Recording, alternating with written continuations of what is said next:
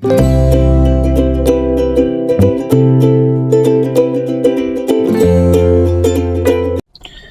hello, salam sejahtera Malaysia. Selamat datang ke channel Fels Lifestyle. Terima kasih kerana terus setia dan terus bersama di dalam channel ini.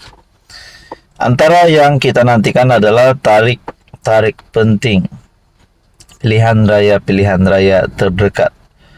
Bukan saja tarik pilihan raya umum ke-16, walaupun ada beberapa tahun lagi, tapi antara tarik pilihan raya terdekat yang dinantikan oleh seluruh Malaysia. Bukan saja negeri Sabah di bawah Bayu, tetapi seluruh Malaysia, yaitu pilihan raya negeri Sabah ataupun pilihan raya negeri ke-17, DUN Sabah. Sebelum kita nantikan tarik pilihan raya negeri, kita ingin menantikan tarik pembubaran DUN Sabah. Akhirnya Ketua Menteri Sabah Haji Jinor sudah membuat satu keputusan, yaitu tarik pembubaran DUN Sabah adalah sebelum November. Sebelum 11 November. Kerana 11 November DUN akan secara otomatiknya terbubar. Jadi maknanya tarik pembubaran DUN Sabah yang diumumkan oleh Ketua Menteri Sabah adalah sebelum 11 November. Jadi kita menantikan tarik pilihan raya negeri ke-17 Sabah. Saya sebagai rakyat Malaysia menantikan bilakah tarik pembubaran DUN Sabah dan bila tarik PRN 17 Sabah. Sudah pasti kepada anda di luar sana, terutamanya rakyat Sabah dan juga seluruh Malaysia yang menantikan tentang PRN 17 ini, pasti ada gesaan ataupun pasti ada penantian kita untuk menunggu bilakah Ketua Menteri Sabah untuk mengumumkan tarik pembubaran, tarik pencalonan, dan juga tarik pengundian PRN 17 Sabah. So, kepada anda di luar sana kita nantikan, tapi yang pasti Haji Ji, Ketua Menteri Sabah sudah membuat pengumuman PRN Sabah akan dibubar sebelum 11 November. Ketua Menteri Sabah tunggu cuaca kering. Sekarang ni mungkin masih ada baru-baru ini Sabah di seringkali hujan. So sekarang pula saudara-saudara, Haji Ji telah mengumumkan bahawa akan dibubarkan, PRN Sabah akan dibubarkan pada 11 November. Tuan-tuan dan puan, bercakap tentang PRN Sabah, anda rasa siapa yang bakal menang? Itu adalah soalan paling utama, siapa yang bakal menang dan siapa yang terpelanting. DUN Sabah dijangka akan dibubarkan sebelum tarik tamat tempo DUN sekarang yang dijadwal terbubar sendiri pada 11 November. Ketua Menteri Sabah berkata, DUN akan dibubarkan sebelum tarik itu, tidak kira sama ada keadaan cuaca mengizinkan atau tidak, namun tidak menyebut tarik itu pada Oktober atau November. Jadi bayangkan saudara-saudara, adakah DUN Sabah akan bubar pada hujung September, ataupun pada bulan Oktober, ataupun pada awal November. Tapi yang penting DUN Sabah perlu dibubarkan sebelum 11 November. Kita nantikan tarik-tarik penting yang akan diumumkan oleh Ketua Menteri Sabah Haji Jinor. Hai, hello, salam sejahtera Malaysia. Selamat datang ke channel Fels Lifestyle.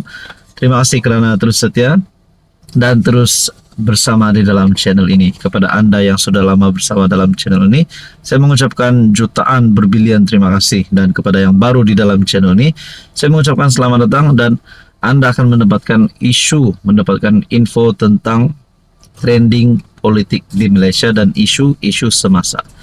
Saudara-saudara, baru-baru ini ada satu berita yang menyebut tentang gesaan terhadap SPRM untuk menyiasat sumber dana Perikatan Nasional ketika PRU15. Kita juga mendengar berita sebelum ini, ada satu berita yang menyebut Bersatu telah memberikan dana kepada PAS pada PRU15 dan macam-macam lagi lah.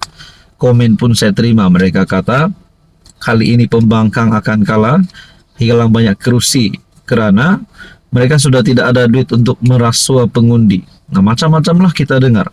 Tapi satu gesaan yang sangat berani, dan bagi saya, sekiranya perkara ini dapat membongkar kebenarannya, gesaan ini pasti satu tindakan yang amat bijak.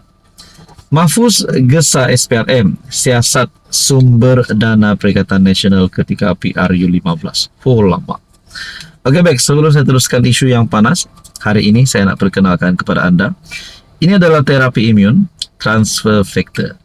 Kepada Anda di luar sana yang ada masalah kesehatan, masalah penyakit berulang, gastrik, gout, darah tinggi, kencing manis, penyakit kulit, dan apa saja jenis penyakit yang Anda alami, mungkin ini adalah jawaban kepada doa Anda.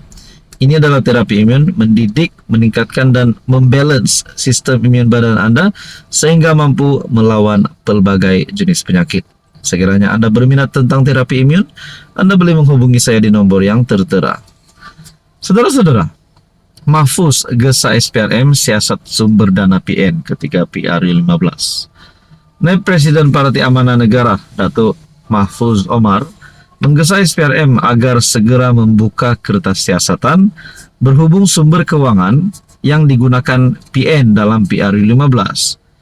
Gesaan itu dibuat susulan pendedahan bekas Ketua Setiausaha Sulit kepada Tan Sri Muhyiddin, Datuk Dr. Marzuki, yang menyatakan bahwa keseluruhan kos PRU15 Perikatan Nasional ditanggung sepenuhnya oleh Bersatu. Oh, kaya benar Bersatu nih kalau begini. Jadi mungkin layaklah untuk disiasat karena mungkin ini menimbulkan satu keraguan. Menurut Mahfuz, Marzuki turut mendedahkan sebahagian besar dana tersebut disalurkan kepada PAS. Persoalan besar kini timbul, dari mana datangnya dana yang begitu besar?